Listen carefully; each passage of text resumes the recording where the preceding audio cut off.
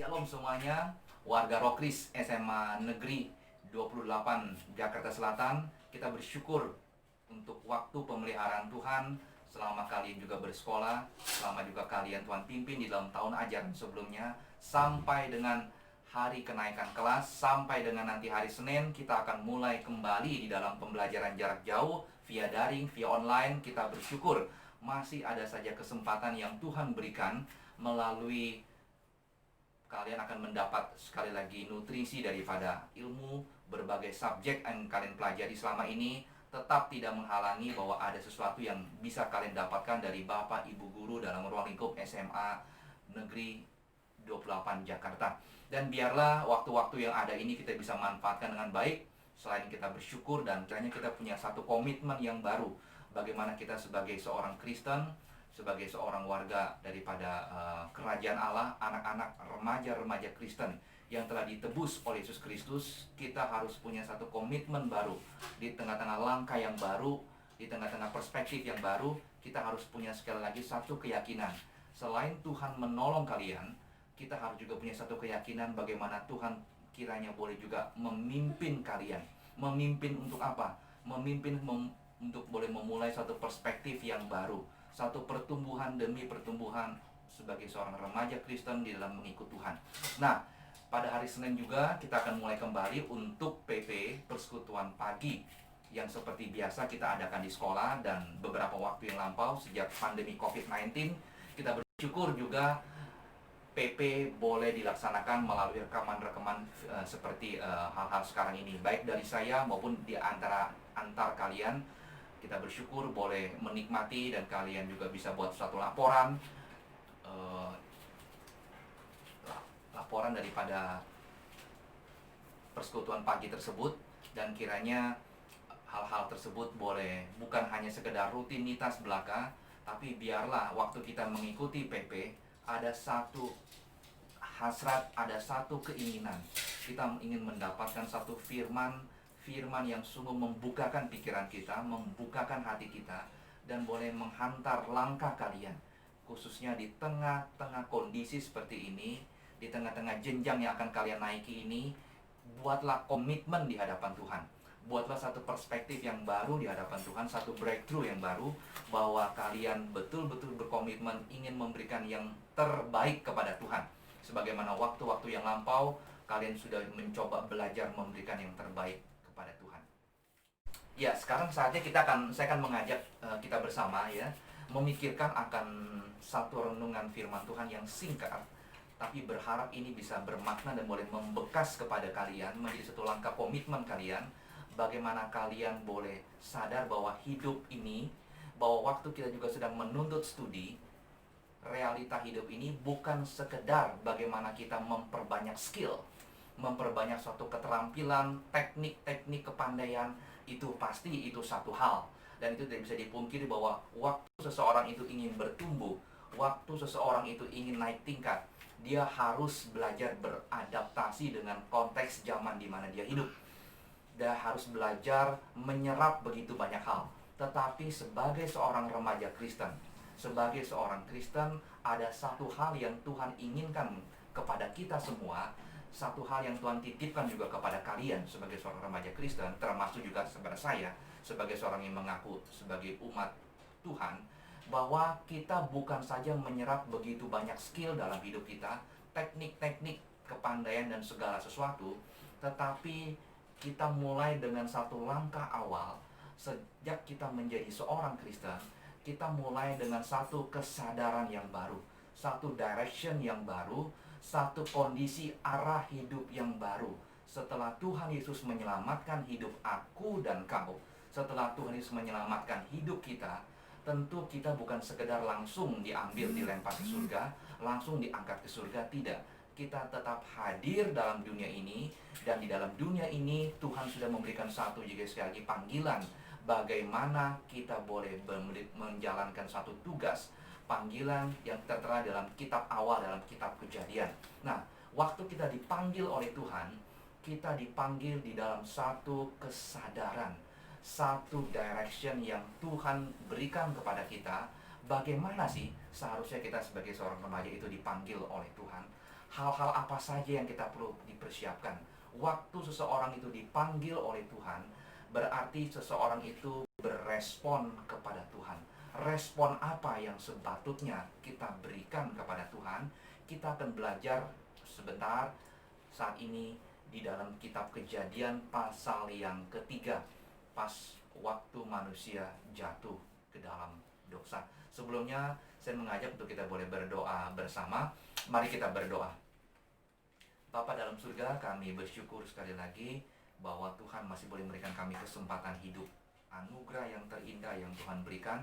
Bahkan anak-anak-Mu ya Tuhan, yang bersekolah di SMA Negeri 28, anak-anak Rokris yang ada, anak-anak yang terus belajar mencintai Tuhan, karena Tuhan sudah terlebih dahulu mencintai mereka.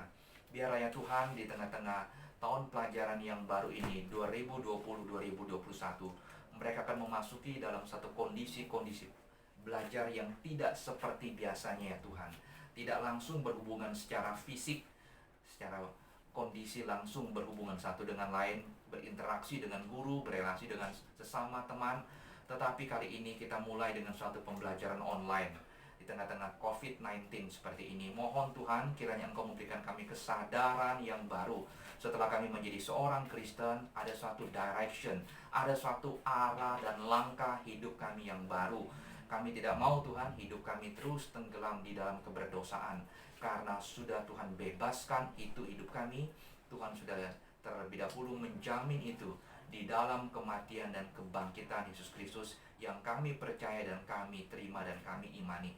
Biar Tuhan boleh menolong dalam renungan singkat ini, Tuhan boleh memimpin, biar seluruh apa yang Tuhan ingin nyatakan Tuhan bukakan, kami boleh siap mendengarnya. Di dalam nama Tuhan kami Yesus Kristus, kami bersyukur dan kami memohon. Amin.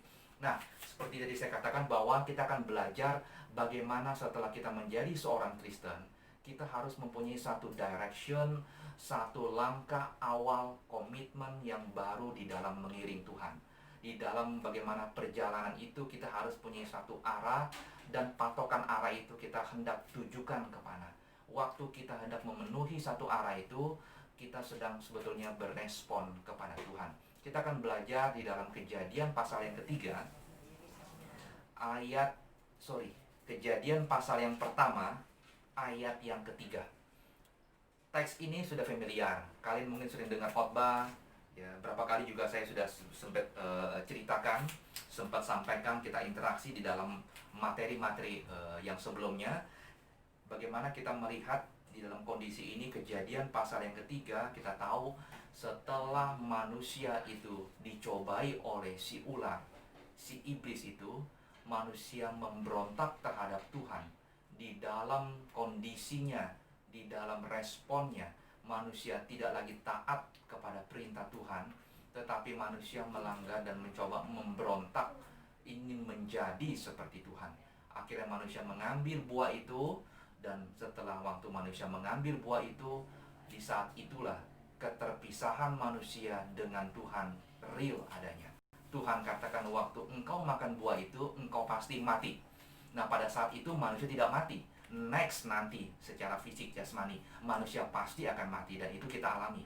Dan di cerita awal, Adam dan Hawa itu mati. Tapi keterpisahan, waktu manusia dikatakan mati setelah makan buah itu, ada hal yang jauh lebih penting dari sekedar konsekuensi hukuman yang Tuhan berikan. Waktu manusia makan itu, manusia mati secara fisik, adalah keterpisahan secara spiritual.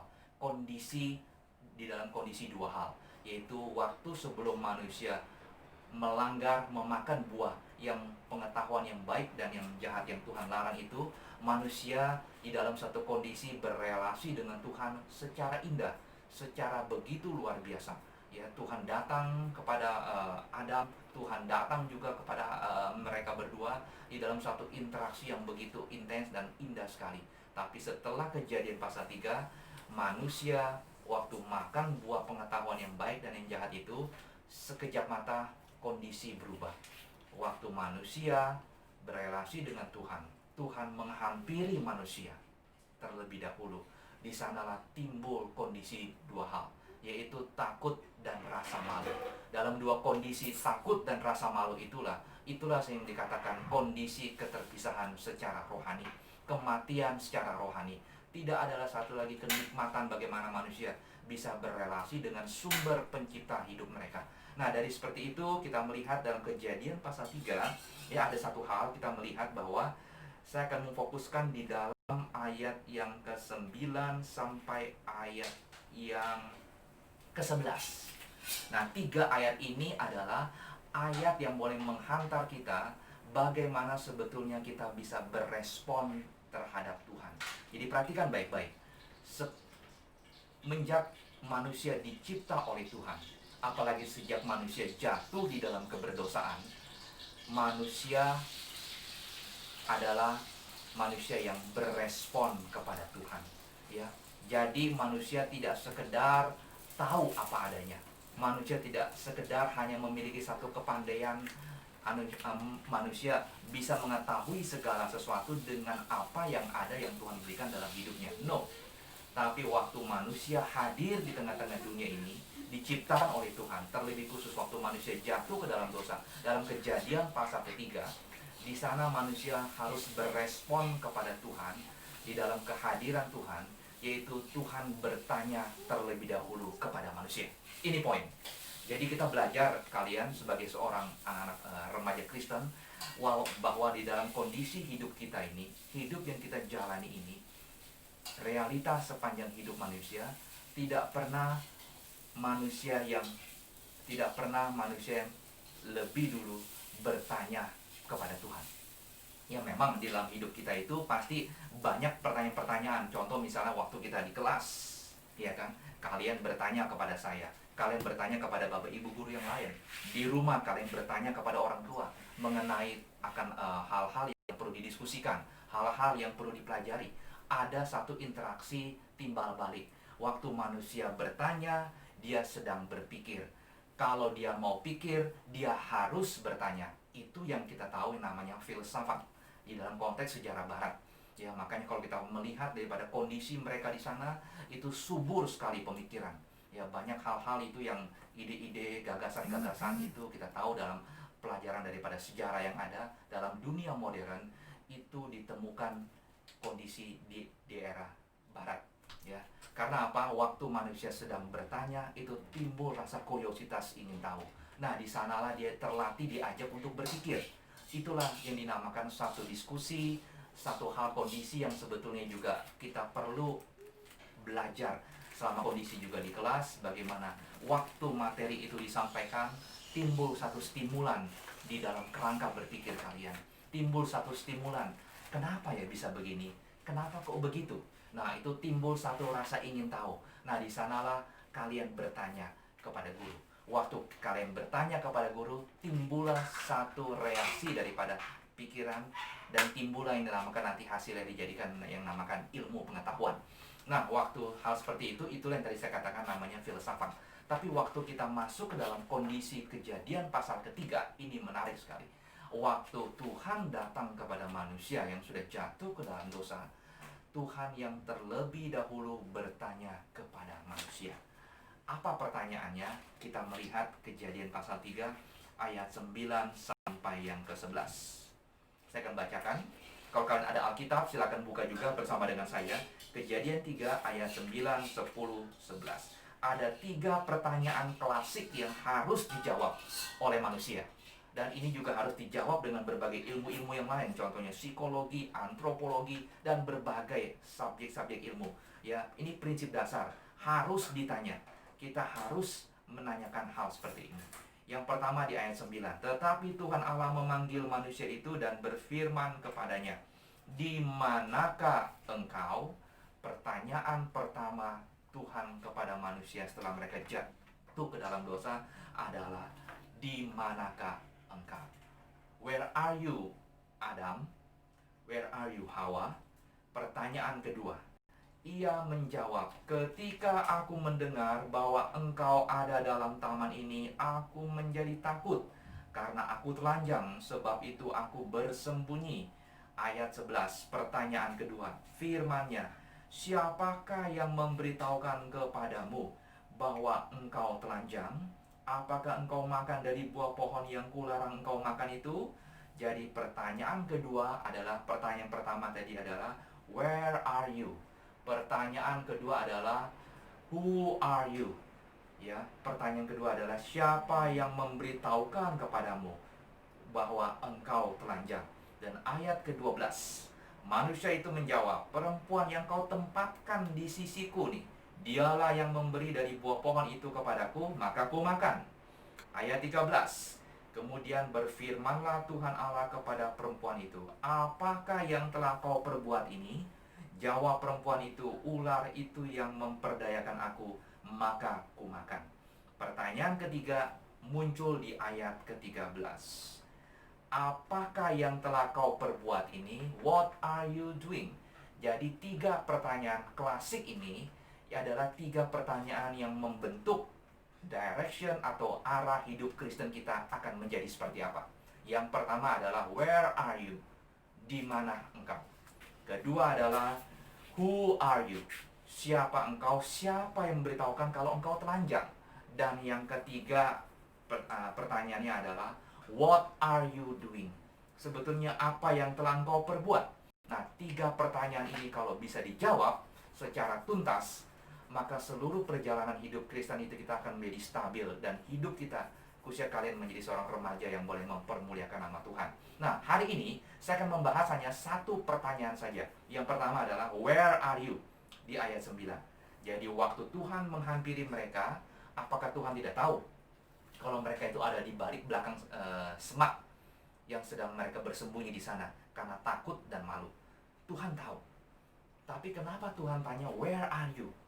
Kan Tuhan sudah tahu mereka bersembunyi di balik belakang semak yang ada. Kenapa Tuhan mesti tanya where are you? Apa mata Tuhan tidak bisa melihat? Tuhan yang menciptakan segala sesuatu luar biasa sekali. Apa Tuhan tidak tahu kalau mereka ada di balik belakang semak duri yang ada? Pasti Tuhan tahu. Misalnya seperti ini, kalau misalnya seseorang menanyakan kepada kalian, ya, kalian bersekolah di mana? Oh, saya bersekolah di 28, SMA Negeri 28. Wow, sekolah yang luar biasa baik di daerah Jakarta Selatan. Tepatnya di mana? Oh, tepatnya di dalam kondisi, di dalam jalan daripada jalan ini di daerah Jakarta Selatan. Oh, mereka sudah tahu. Terus seorang tanya lagi, itu jalannya itu jalannya itu kira-kira dari sini ke arah mana? Kalau supaya saya bisa pergi ke sana. Oh, dari sini kita harus bisa seperti ini. Kalau dari sini arahnya seperti ini. Seseorang itu tanya lagi, SMA Negeri 28 itu jalannya seperti ini, tempatnya seperti ini, di wilayah Jakarta Selatan itu dekat sebelah mana sih? Nah, kita tanya lagi, oh di dekat patokannya, di dekat ini, di dekat ini.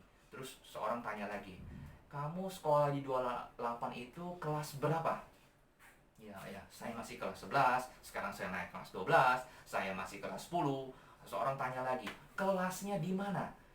Waktu seorang tanya terus tentang lokasi yang ada, apa orang ini tidak tahu ya? Saya berada di SMA 28, saya sudah beritahu kelasnya ini, saya sudah beritahu saya naik di jenjang ini, rutenya seperti ini, pasti tahu. Tapi waktu kita ditanya terus, ternyata tidak semudah yang kita bayangkan. Karena pertanyaan where are you, kalau kita kembali dalam konteks Kejadian pasal ketiga, itu pertanyaannya bukan sekedar lokasi. Lokasi itu dimulai dari hal-hal yang kecil, terus berkembang.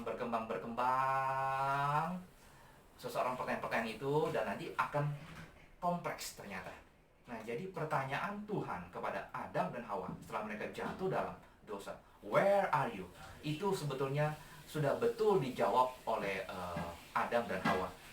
Ya, tadi kita lihat, yaitu adalah apa? Dikatakan, aku menjadi takut karena aku telanjang, sebab itu aku bersembunyi. Waktu Tuhan bertanya begitu, kalau dalam perspektif lokasi itu nggak nyambung. Tuhan tanyakan, di manakah engkau? Masa Tuhan nggak tahu sih? Saya katakan dia di balik belakang semak. Tuhan pasti tahu, ya kan? Tapi pertanyaan Tuhan kepada Adam dan Hawa itu akhirnya dijawab dengan tepat. Apakah jawabannya?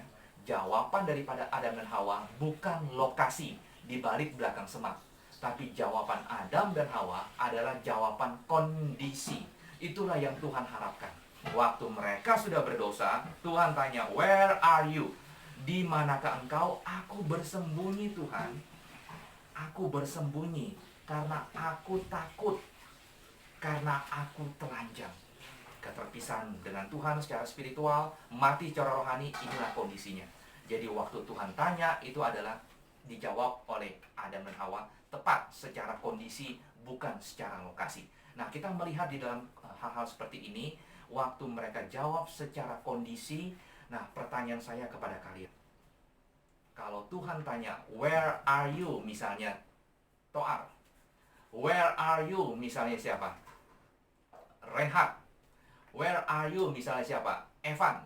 "Where are you?" ya. Kalian ditanya masing-masing di hadapan Tuhan. Pertanyaan-pertanyaan itu, mampukah kita jawab secara kondisi, bukan secara lokasi?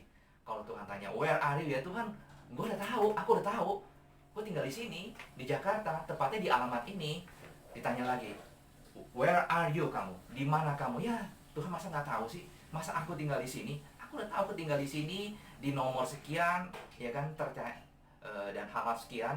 Nah, pertanyaan Tuhan kepada kalian dan terhadap saya adalah pertanyaan bukan lokasi. Pertanyaannya adalah sekarang kondisi. Setelah manusia berdosa, Tuhan tanya, kamu berpihak kepada siapa? Kamu berdiri di hadapan siapa? Kamu sekarang kondisinya sudah seperti apa? Itu yang harus kita jawab. Jadi pertanyaan daripada where are you adalah pertanyaan kondisi. Kondisi apa? Kondisi kita itu sudah berpihak ke siapa? Seperti saya pernah jelaskan di Body Class. Kondisi kita itu sudah berpihak apakah masih terhadap Tuhan, Sang Pencipta, atau kondisi kita sudah bergeser bukan lagi kepada Sang Pencipta, tetapi kondisi kita sekarang adalah kondisi bergeser kembali melawan Tuhan. Kondisi yang sudah bergeser untuk memberontak terhadap Tuhan. Ini yang harus Anda dan saya menjawab. Memulai tahun ajaran baru ini bukan sekedar kita memenuhi dengan sekedar skill, keterampilan. Itu saya yakin kalian mayoritas sana sudah banyak yang cerdas, banyak yang pintar dan terus upgrade. Tapi pertanyaannya adalah, memulai tahun ajaran baru ini sebagai seorang siswa-siswi Roh Kris di dalam 28, Rohani Kristen di 28. Pertanyaannya adalah, where are you? Di mana kondisi kamu? Di mana kondisi kalian? Di mana kondisi saya? Apakah saya masih tetap berelasi dengan Sang Pencipta, kepada sumber hidup kita? Apakah kita masih berpihak kepada Tuhan? Atau kita sebetulnya sudah jauh daripada Tuhan? Ini menjadi kunci penentu direction hidup kita. Waktu seorang itu sudah diselamatkan oleh Tuhan, dia harus bergumul dengan Tuhan, bertanya, "Tuhan, biarlah kondisi hidup saya tetap ada dalam satu kesadaran." Kesadaran apa? Kesadaran berada dalam jalur dan arah yang Tuhan inginkan, yang Tuhan tetapkan di dalam hidup saya. Itulah jalan yang sebetulnya jalan yang indah, jalan di mana yang Tuhan inginkan, harapkan dari engkau dan saya. Lewat daripada pertanyaan ini dan kita bisa jawab, itu membuat hidup kita stabil dan direction hidup kita akan terarah, tentu melalui guidance daripada firman Tuhan. Nah, itu poin yang pertama. Poin kedua, ketiga itu nanti akan saya masuk besok di hari kedua dan ketiga. Saya akan menutup daripada PP kita pada saat ini. Pertanyaannya adalah, where are you? Sudahkah Anda dan saya bisa menjawab? Kalau kita bisa menjawab itu, kita menjawab dengan suatu ketegasan. Tuhan, saya berpihak di hadapan Engkau. Tuhan, standpoint saya berdiri di hadapan Sang Pencipta. Tuhan, sekarang saya posisinya adalah posisi yang sudah dikembalikan oleh Tuhan menjadi anak Tuhan. Berbahagialah engkau dan saya, karena tidak mungkin kita berada tidak berpihak kepada sesuatu hal. Kita harus berpihak. Itu menyatakan kita standpoint kita berdiri di mana. Tak mungkin manusia itu berdiri, kita berpihak kepada ini, kita berpihak kepada ini, kita berpihak kepada ini, kita berpihak kepada ini. Wow, mengerikan sekali. Kalau kita berpihak kepada semua, bahkan kita berpihak kepada yang jahat, berpihak kepada ketidakadilan, tidak mungkin. Seseorang itu harus menetapkan standpoint kita, saya di sini, saya berpijak di sini, saya berpihak di sini. Itulah yang menjadi satu arah hidup kita yang benar dan lurus adanya. Karena waktu kita ingin berpihak kepada semua, termasuk kepada ketidakbenaran dan ketidakadilan, kita ingin menjadi everybody. Di saat itu juga kita sudah menjadi nobody. Tak mungkin. Seseorang itu harus berpihak kepada satu sumber, berpihak kepada hal yang absolut, yaitu apa? Pencipta kita, penebus hidup kita di dalam Yesus Kristus. Kembalilah kepada apa yang Tuhan nyatakan. Besok kita akan belajar di dalam pertanyaan kedua. Who are you? Ya, siapakah engkau? Siapa yang memberitahukan engkau bahwa yang engkau lakukan itu salah, yang engkau kerjakan itu adalah harus itu? Kita akan belajar besok, dan terakhir nanti hari ketiga kita akan belajar juga what are you doing? Apa yang engkau sudah perbuat, Adam? Semoga renungan singkat ini boleh menjadi berkat, menciptakan direction hidup kita yang lurus, direction hidup kita yang berkenan ke hadapan Tuhan. Dan di dalam satu kesadaran, Tuhan, saya berpijak kepada Engkau, karena Engkau yang terlebih dahulu menghampiri saya, baru saya bisa menghampiri takhta Tuhan. Mari kita berdoa. Bapa dalam surga, kami bersyukur sekali lagi untuk firman Tuhan yang singkat adanya. Biarlah Tuhan sekali lagi yang memimpin anak-anak-Mu, menolong anak-anak-Mu yang ada di SMA Negeri 28 ini, dalam komunitas Rokris yang ada, baik kelas 10, 11, 12, tengah-tengah ajaran tahun yang baru ini. Tuhan, Engkau pasti akan memperlengkapi mereka dengan skill, dengan keterampilan, dengan berbagai upgrade daripada ilmu pengetahuan yang mereka dapatkan. Tetapi jauh lebih daripada itu ya Tuhan, biarlah mereka boleh sekali lagi melihat ke dalam satu pertanyaan basic, 3 pertanyaan dalam sejarah peradaban manusia yang manusia tidak mungkin bisa pungkiri setelah manusia sudah jatuh ke dalam dosa, yaitu manusia harus bertanya, di manakah saya? Siapakah saya? Dan apakah yang aku perbuat? Tanpa manusia menjawab secara clear, yang kembali kepada firman Tuhan, tak mungkin ya Tuhan seluruh arah perjalanan hidup kami, terlebih khusus anak-anak-Mu yang masih remaja belia ini, adalah perjalanan ke dalam satu arah yang benar, satu arah yang Tuhan kehendaki. Biarlah ya Tuhan, waktu mereka mampu menjawab, Tuhan, saya di sini, saya sedang berpihak kepada Engkau, saya berpijak di dalam kebenaran. Di saat itulah ya Tuhan, mereka sedang berada dalam satu direction, satu arah hidup, satu kesadaran hidup. Mereka mau dipimpin oleh Tuhan, mereka mau disertai oleh Tuhan, hidup yang makin berkenan di hadapan Tuhan, dan berjalan makin mempermuliakan nama Tuhan. Terlebih khusus memulai di tengah tahun ajaran baru ini ya Tuhan. Kami bersyukur, dengarlah doa kami, dan terimalah hidup kami Tuhan. Anak-anak-Mu remaja di SMA Negeri 28, Tuhan pimpin mereka semua. Di dalam nama Tuhan kami Yesus Kristus kami bersyukur dan kami memohon. Amin.